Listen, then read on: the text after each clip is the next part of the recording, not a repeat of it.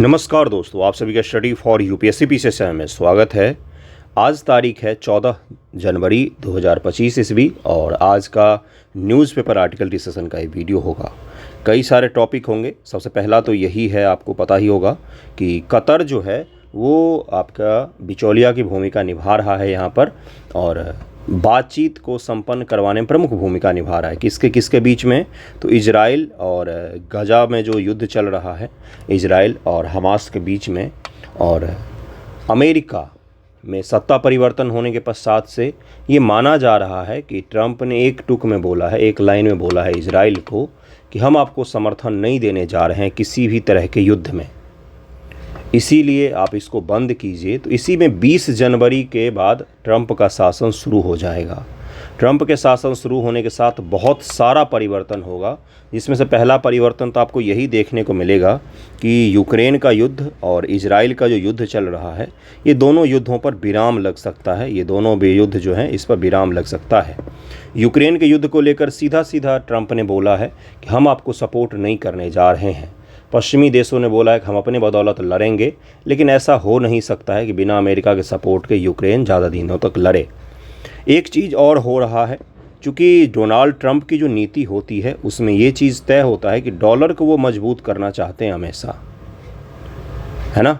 Dollar को मजबूत करना चाहते हैं, इसीलिए आप देख रहे होंगे कि आजकल भारत का शेयर मार्केट जो है वो क्रैश कर जाता है बार बार। बहुत बड़ा नुकसान हो रहा है शेयर मार्केट में लोगों का। पिछले 4-5 महीनों से रुपये जारी है, थोड़ा बहुत संभलता है लेकिन फिर से गिर जाता है मार्केट। रुपए का वैल्यू जो है डॉलर के सामने सबसे निम्नतम पर चला गया है, 86 रुपये से भी ज़्यादा पर अब चला गया है। डॉलर का खर्चा इतना बढ़ गया है भारत सरकार का कि विदेशी मुद्रा भंडार जो है आरबीआई का विदेशी मुद्रा भंडार, उसमें 70 अरब डॉलर की कमी आई है। 70 अरब डॉलर रुपए की कमी देखी गई है। 70 अरब डॉलर की कमी देखी गई है। क्यों ये हुआ है? क्योंकि रुपए का डिवैल्यूएशन हो गया है। किसके कंपेयर में? तो डॉलर के कंपेयर में। तो डॉलर मजबूत हो रहा है, तो जो विदेशी निवेशक है भारतीय शेयर बाज़ार में, वो अपना पैसा यहाँ से निकाल कर दूसरे बाज़ारों में ले जा रहे हैं, और उन्हीं के कारण से भारतीय मार्केट जो है वो क्रैश कर जाता है कितनी ही बार। तो ये कुछ परिवर्तन है जो अमेरिका में सत्ता परिवर्तन के साथ हमें देखने को मिल रहा है। आने वाले दिनों में और भी कुछ परिवर्तन आपको देखने को मिलेंगे। फिलहाल तो अपने देश के अंदर वाले न्यूज़ पर हम लोग चलते हैं। आईआर का आज मैं इंपॉर्टेंट टॉपिक पूरी कोशिश करूंगा कि आज आपको बता दूं, और कल से आपका आईआर का लेक्चर शुरू हो जाए। देखिए क्या क्या है आज। इसको क्या कहा जाता है? सोनमर्ग टनल। सोनमर्ग है, सोनमर्ग कश्मीर में जगह है। वो टनल का उद्घाटन किया है। इसी को जेड मोड़ टनल का, जेड मोड़ सुरंग का भी नाम दिया जाता है। प्रधानमंत्री मोदी जी ने कल उद्घाटन किया है। प्रधानमंत्री मोदी स्वयं गए थे वहाँ पर उद्घाटन में। उन्होंने उद्घाटन किया। आप उनका शानदार फ़ोटो देख सकते हैं, कितना मस्त अपना ट्रक पर खड़े होकर फ़ोटो खिंचवा रहे हैं। उन्होंने किया है। ये सोनमर्ग का टनल है ये। तो पहले इसका क्या नाम था? पहले इसको जेड मोड़ टनल भी नाम दिया गया था, लेकिन अब सरकार इसको सोनमर्ग टनल, कश्मीर को जोड़ेगा। बहुत ही क्रूशियल इंपॉर्टेंट है हमारे लिए। किसके दृष्टिकोण से? तो सामरिक दृष्टिकोण से, स्ट्रेटेजिक दृष्टिकोण से, स्ट्रेटेजिक रूप से हमारे लिए काफ़ी महत्वपूर्ण है ये। All weather connectivity Kargil, Leh और बाकी जो कश्मीर के सुदूर इलाके हैं उनसे ये प्रदान करेगा। इसके बारे में मैंने परसों ही लेक्चर में आपको बता दिया था कि जेड मोड़ टनल का उद्घाटन प्रधानमंत्री जी करेंगे। और क्या क्या है आज न्यूज़? आज की न्यूज़ में सबसे प्रमुख जो हम लोग न्यूज़ को कवर करेंगे वो क्या है? तो eastern Rajasthan canal project, ERCP project इसको कहा जाता है। Rajasthan Madhya Pradesh river link project है ये। Rajasthan Madhya Pradesh river link project है, जिसमें 2 राज्य इन्वॉल्व हैं डायरेक्टली। कौन कौन से? राजस्थान और MP। इसमें कंसर्न क्या हो गया है? क्या इसमें चुनौती आ गई है? इसमें चुनौती ये है कि एक बहुत ही बड़ा सा टाइगर रिजर्व है जिसका नाम है Ranthambore tiger reserve. Ranthambore tiger reserve ये सवाई माधोपुर और रणथंभौर नामक जो जगह है राजस्थान में, जो राणा प्रताप से जुड़ा हुआ है, उसी के बीच में बड़ा सा टाइगर रिजर्व का एरिया है। इसी टाइगर रिजर्व के बीच में रणथंभौर का किला भी है, जिसके कारण से इसका ऐतिहासिक नाम रणथंभौर टाइगर रिजर्व पड़ा है। 55 के करीब में 55 से 60 करीब में इसमें टाइगर रहते हैं और ये टाइगर की आबादी के दृष्टिकोण से अच्छा खासा इसका स्थान है। इसी का एक और हिस्सा है जिसको कहा जाता है केला देवी सेंचुरी इसको कहा जाता है। केला देवी सेंचुरी और रणथंभौर टाइगर रिजर्व जो है इसके समक्ष खतरा उत्पन्न हो गया है। डोंगरी डैम के बनने के पश्चात ये उत्पन्न हो जाएगा। डोंगरी डैम जो है ये यही प्रोजेक्ट का हिस्सा है जिसमें ईस्टर्न राजस्थान के लिए नहर निकाला जाएगा। अब उस नहर निकालने के लिए हमें नदी पर बांध बनाना पड़ेगा। मैं सारा समझाऊंगा आपको। अब नदी पर बांध बनने के कारण से रणथंभौर टाइगर रिजर्व जो है ये 2 हिस्सों में बंट जाएगा। इसका काफ़ी बड़ा हिस्सा डूब भी जाएगा। अब ये यहाँ पर सिक्योरिटी कंसर्न हो गया है जानवरों के लिए। उनका आवास विखंडन हो जाएगा, उनका आवास छीन जाएगा, या वो जहाँ पर रह रहे थे इतने वर्षों से वो जगह पानी में डूब जाएगी। तो यहाँ पर हमें 2 चीज़ का देखने को मिल रहा है, या तो हम इकोनॉमिक रूप से आगे बढ़ें या तो हम इकोलॉजिकल दृष्टिकोण से अपने देश को समृद्ध बनाएं। इकोलॉजिकल नुकसान हमें झेलना पड़ रहा है क्योंकि हमारे लिए नहर जो है वो ज़्यादा महत्वपूर्ण है। नहर क्यों महत्वपूर्ण है? क्योंकि कृषि के लिए हमें पानी चाहिए, उत्पादन चाहिए, लोगों का पेट भरना ज़्यादा ज़रूरी है। बाघ और इनके घरों से ज़्यादा महत्वपूर्ण ये है। यहाँ पर हमें 2 प्रायोरिटी में से एक को सेलेक्ट करना पड़ रहा है। बहुत सारे लोगों ने इस पर कंसर्न जाहिर किया है। प्रोजेक्ट में ये चीज़ देखा भी गया है कि स्पष्ट तौर पर सरकारों को ये पता था कि इस तरह की संभावना बन सकती है। क्या इसकी संभावना है कि इस नहर के प्रोजेक्ट को कहीं और से निकाला जाए? क्या इस डैम को कहीं और बनाया जाए जिससे क्या हो, जिससे ये इतना बड़ा एरिया जो है टाइगर रिजर्व का ये डूबे ना और जानवरों के आवास का विखंडन ना हो। आवास का विखंडन जो होता है, हैबिटेट उनका छीन जाना जो होता है, ये सबसे बड़ा कारण माना जाता है जानवरों की संख्या को प्रभावित करने के लिए, पर्यावरण को नुकसान पहुंचाने के लिए। और जानवर जो लीस्ट कंसर्न में हैं या वल्नरेबल हैं, इनमें सबसे बड़ा कारण एक ही माना जाता है कि हमने उनसे आवास छीन लिया, जिसके कारण से वो क्या होते हैं तो उनकी संख्या कम होने लग जाती है। लॉन्ग टर्म में इम्पैक्ट डालता है। काफ़ी बड़ा और पुराना एरिया है रणथंभौर टाइगर रिजर्व। इस टॉपिक के बारे में हम लोग डिटेल समझें, देखते हैं कि क्या है ये, कहाँ पर बन रहा है, कौन कौन से नदी को लिंक किया जा रहा है। Eastern Rajasthan canal project, ERCP इसको नाम दिया जाता है बंधुओं। ये पूछा जाएगा आपसे एग्जाम में कि हाल ही में ERCP चर्चा में था, इसमें कौन कौन से राज्य शामिल हैं? तो राजस्थान और मध्य प्रदेश शामिल हैं। कौन कौन सी नदियां शामिल हैं तो वो मैं आपको बताऊंगा। चंबल है और उसकी सहायक नदियां हैं, वो कुछ नदियां इसमें शामिल हैं। देखिए क्या है ये प्रोजेक्ट।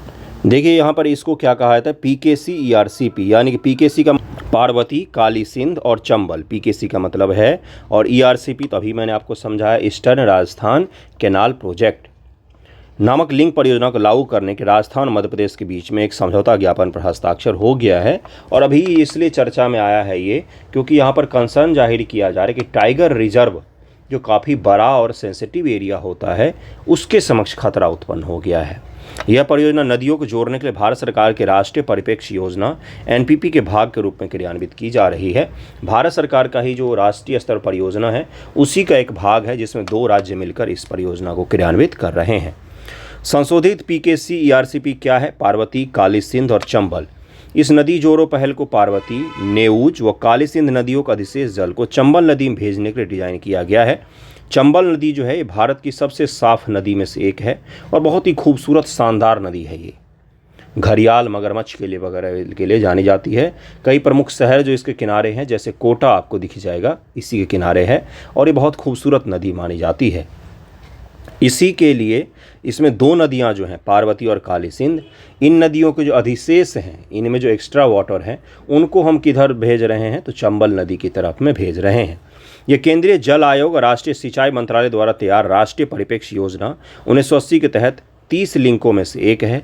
इसका उद्देश्य घरेलू उपयोग के लिए जल उपलब्ध करवाना, चंबल बेसिन जल संसाधनों का अनुकूलन करना, मध्य प्रदेश राजस्थान के क्षेत्रों को लाभान्वित करना इसका मुख्य लक्ष्य रखा गया है। दरअसल में बात क्या है, यहाँ पर राजस्थान राज्य का अगर आप मैप देखेंगे तो इस प्रकार का है।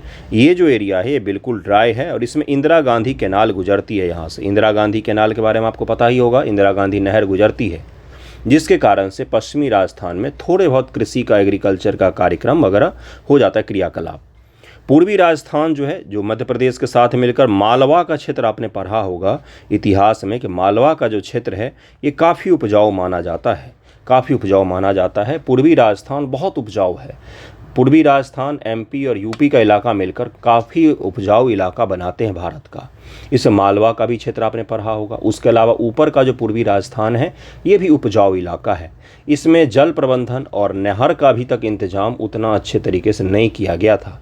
पश्चिमी राजस्थान के लिए तो था, पूर्वी राजस्थान में अभी भी इस चीज़ के कारण से दिक्कत उत्पन्न होती थी। अब उसी को लेकर सरकार ने सोचा कि जो अधिक उपजाऊ क्षेत्र है उसमें और निवेश किया जाए, जल के संसाधनों को उपलब्ध करवाया जाए, जिससे इस क्षेत्र में और भी ज़्यादा प्रोडक्शन हो सके।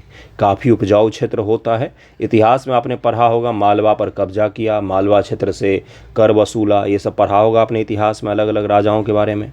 तो वही वो क्षेत्र है पूरा। और इसके अलावा भी क्षेत्र हैं जहाँ पर राजस्थान की सरकार क्या करने जा रही है और मध्य प्रदेश की सरकार तो रिवर लिंक करके सिंचाई और घरेलू उपभोग के लिए जल उपलब्ध करवाएगी।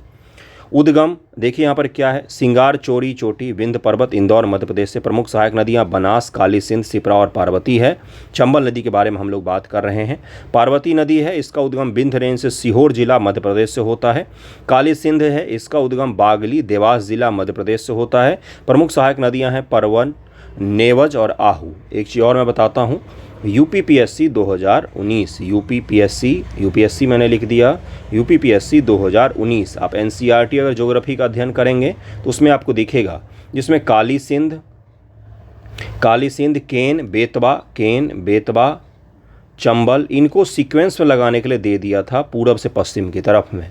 यूपीपीएससी का ये शानदार सवाल है, तो आप भी इसको सीक्वेंस में लगा कर रखिएगा कि अगर पूर्व से पश्चिम की तरफ में हम लोग आएंगे तो कौन कौन सी नदियाँ पहले आएंगी, कौन सी नदियाँ सबसे बाद में आएंगी। ये पूछा गया है किसमें, तो यूपीपीएससी में पूछा गया। आप देखिएगा 19-20 का ही शायद पेपर होगा, किसी एक में आपको मिल जाएगा।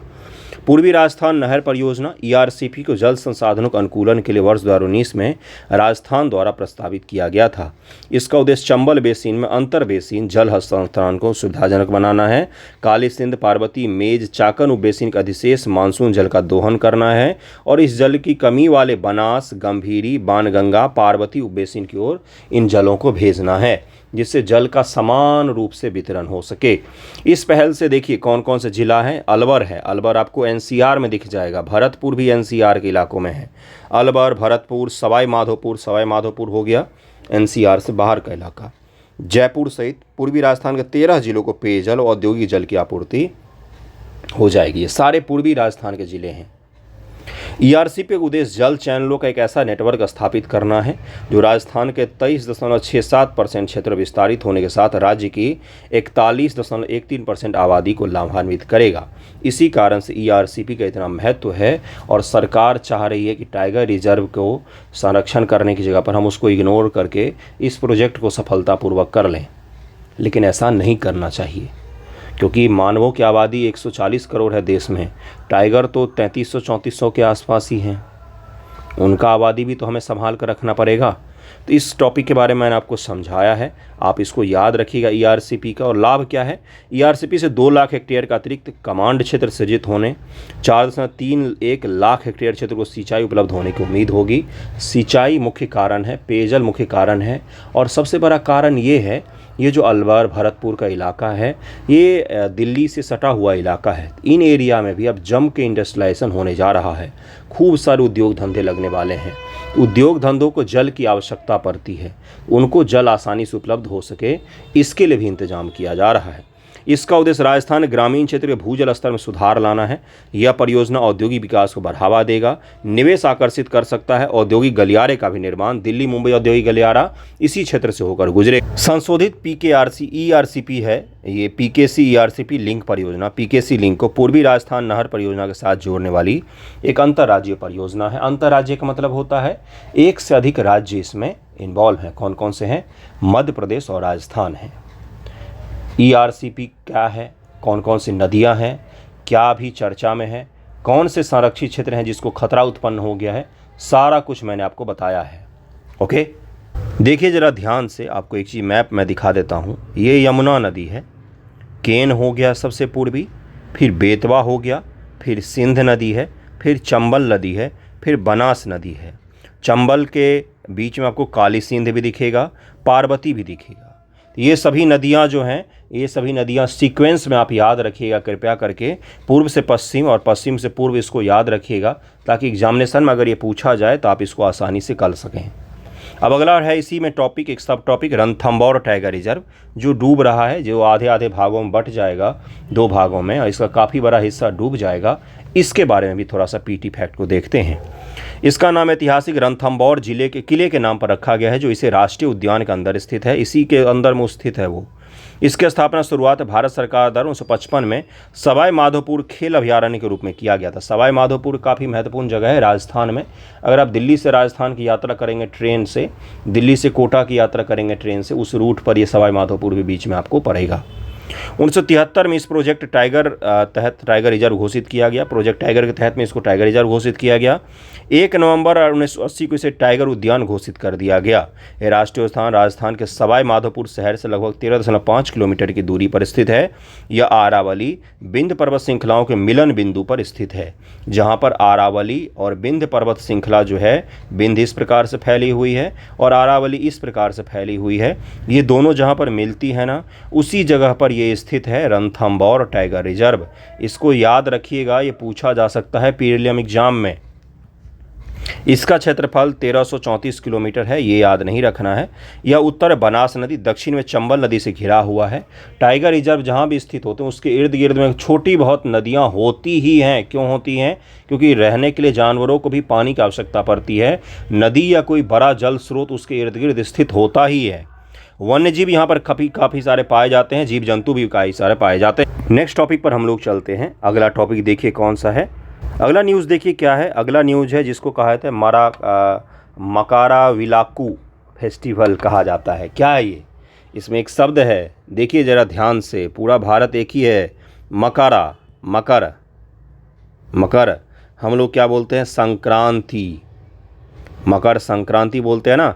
अब इसी प्रकार केरल में एक फेस्टिवल होता है। अपने यहाँ का तो मकर संक्रांति पूछेगा, खिचड़ी पूछेगा तो आप कर देंगे, लेकिन केरल में किस नाम से मनाया जाता है इसको? सबरीमाला टेम्पल जो है, सबरीमाला का नाम सुना होगा, जहाँ पर निश्चित वर्ग क्रम के, निश्चित एज क्रम की महिलाओं को रोका जाता है, जाने से प्रतिबंधित किया जाता है।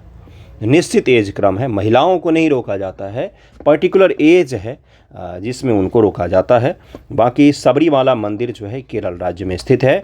मकाराविलाक्कू जो उत्सव है ये वहीं पर मनाया जाता है। इस उत्सव के बारे में थोड़ा सा हम लोग देख लेते हैं। अपने यहाँ के उत्सव के बारे में तो पता होता है आपको, लेकिन अगर ये प्रीलिम एग्जाम में पूछ लेगा कि किस राज्य से बिलोंग करता है ये उत्सव, तो फिर वहाँ पर आपको दिक्कत हो सकती है। तो इसको ज़रा समझते हैं कि ये उत्सव मनाया जा रहा है मकर संक्रांति। देखिए दरअसल में है क्या, इसके पीछे की मैं एक चीज़ बता देता हूँ।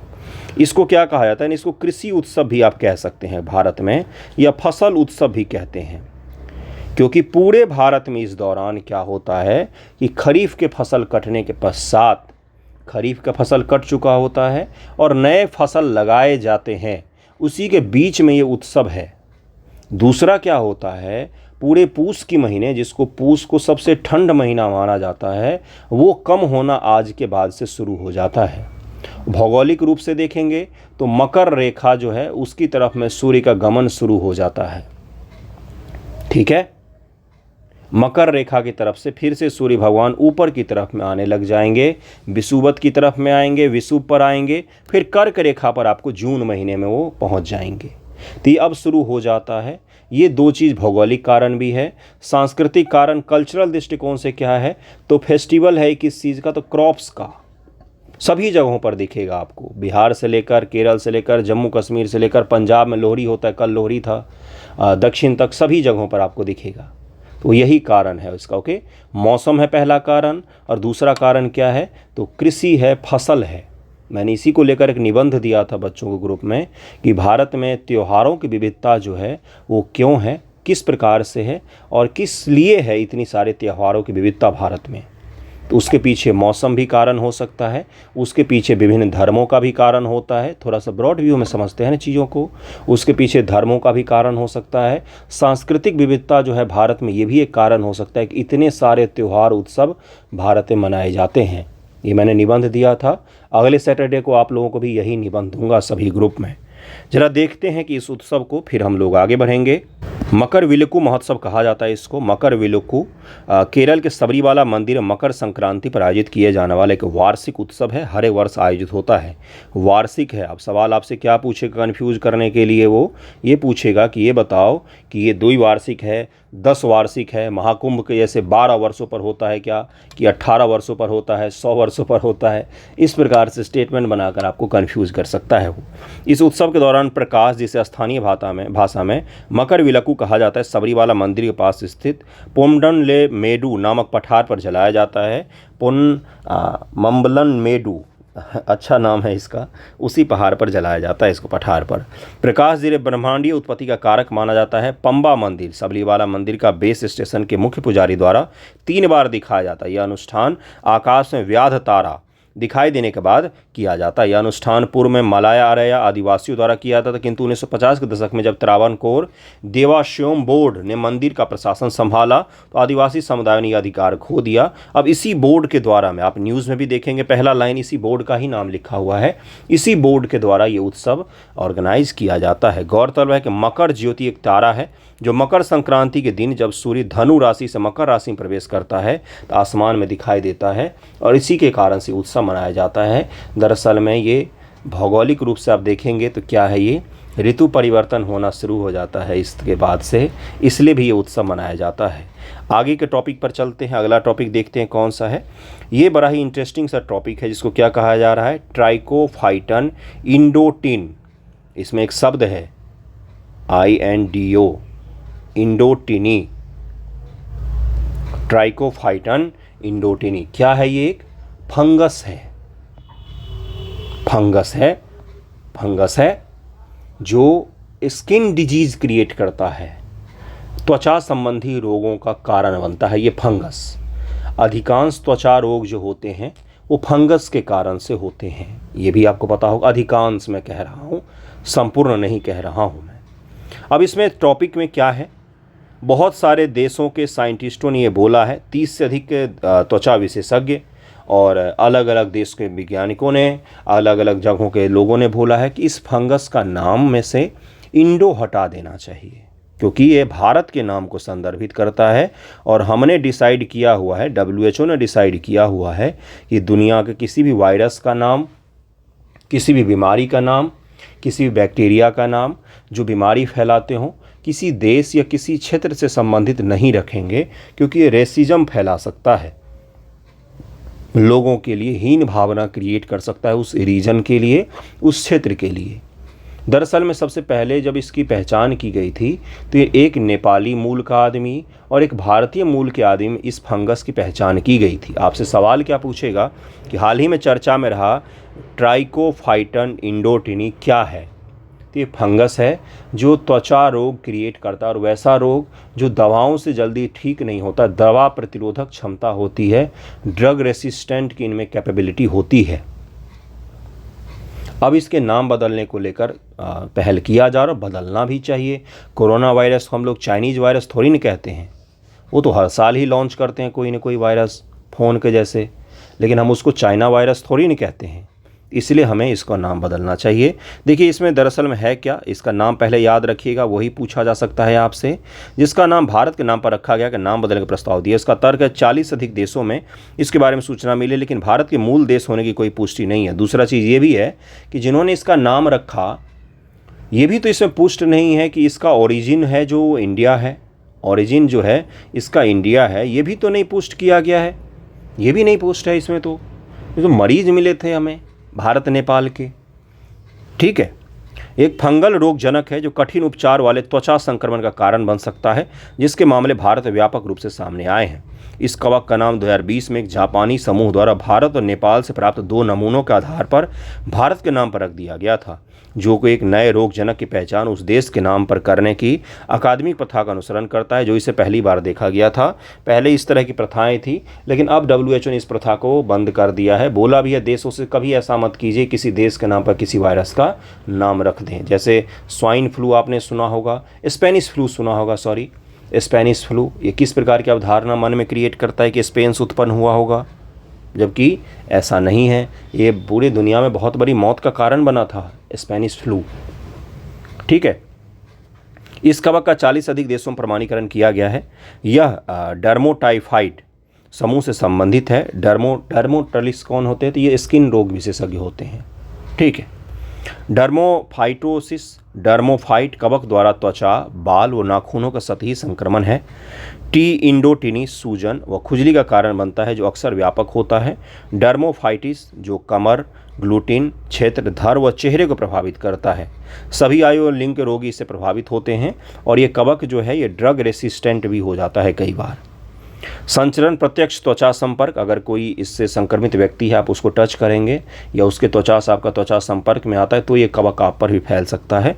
दूषित वस्तु, जैसे जो संक्रमित व्यक्ति है उसने तौलिया, कपड़ा ये अगर उपयोग किया है और आप भी उसी को उपयोग करेंगे तो ये आप पर भी फैल सकता है। और यह प्रथम श्रेणी के एंटी फंगल एजेंट टेरिबिनाफाइन के प्रति प्रतिरोधी है। ये इन पर काम नहीं करता है। तो इसका नाम भी ध्यान रखिएगा। क्या नाम है इसका? एक बार फिर से इसका नाम देखिए, नाम को लेकर ही विवाद है। ट्राइकोफाइटन इडोटिनी नाम है इसका। ये एक फंगस है जो त्वचा रोग बनाता है। बहुत सारे देशों में इसके रोगी मिले हैं, लेकिन इसका नाम में इंडो लगा हुआ है। इसको लेकर आपत्ति दर्ज की गई है। इसका ओरिजिन भी भारत है, ये भी अभी तक प्रूव नहीं हो पा रहा है और ये पीटी में आपसे पूछा जा सकता है। ये मुख्य टॉपिक थे आज के जो न्यूज़पेपर से मैंने उठाया था। डिटेल अगर कोई टॉपिक होता है तो उसको डिटेल में ही डिस्कस करना पड़ता है, इसलिए ERCP मैंने आज डिस्कस कर दिया है क्योंकि वो काफ़ी महत्वपूर्ण टॉपिक है। ओके। और आज के सवाल मैं आपको ग्रुप में ही दूंगा। कल मैंने दिया था इसलिए क्योंकि महाकुंभ ऐसा टॉपिक है जो बहुत ज़्यादा विस्तारित है। भारत में साल में 45 दिन अब न्यूज़ में एक ही टॉपिक रहने वाला है सबसे ज़्यादा। वो कौन सा है? महाकुंभ है। इसीलिए कल मैंने वो सवाल दिया था और वो क्वेश्चन भी दिया था यहाँ पर मैंने। ओके। और बाकी जो भी आज सवाल दूंगा वो मैं यूट्यूब पर पोस्ट कर दूंगा, आप वहाँ से उसको लिख सकते हैं। थैंक यू सो मच आप सभी का वीडियो देखने के लिए।